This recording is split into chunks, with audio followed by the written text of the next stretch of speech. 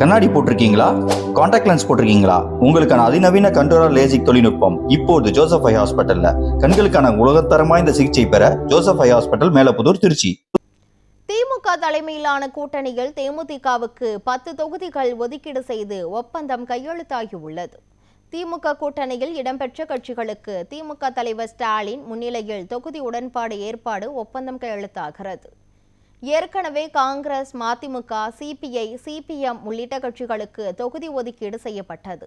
விசிகவுடனான தொகுதி பங்கீடு நீண்ட இழுபறிக்குள் பிறகு 8 தொகுதிகள் ஒதுக்கீடு செய்யப்பட்டது.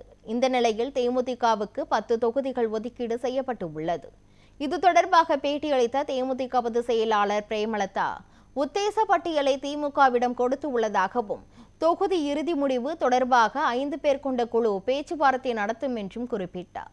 திமுக தலைவர் ஸ்டாலின் மீண்டும் முதலமைச்சராக ஆவார் என்றும் அவர் தெரிவித்தார். தேசிய முற்போக்கு திராவிட கழகத்திற்கு 10 சட்டமன்ற தொகுதிகள் இன்று உறுதி செய்யப்பட்டுள்ளது. ஏற்கனவே ஒரு ராஜ்யசபா ஏற்கனவே வழங்கப்பட்டுள்ளது. எனவே இந்த மதசார்பற்ற கூட்டணி மகத்தான வெற்றி பெற்று 200 தொகுதிகளுக்கு மேல் வெற்றி பெற்று அண்ணன் ஸ்டாலின் அவர்கள் மீண்டும் முதல்வராக கட்டாயம் பதவி ஏற்பார் என்பதை இந்த நல்ல நேரத்தில் சொல்ல கடமைப்பட்டிருக்கிறேன். இந்த கூட்டணி நிச்சயமாக தமிழ்நாட்டுக்கு பல்வேறு திட்டங்களை தேர்தல் அறிக்கை மூலம் தெரிவிக்க இருக்காங்க.